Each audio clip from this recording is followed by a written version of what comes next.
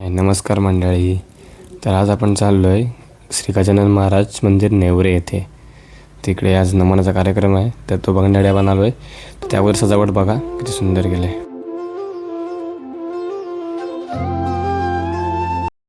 तर हे मंदिराचं मुख्य प्रवेशद्वार आहे.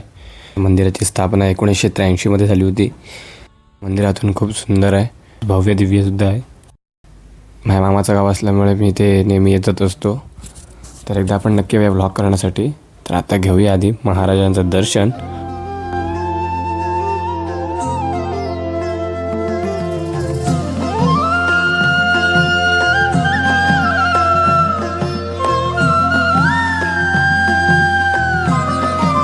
चला जाऊया आता नमन बघायला.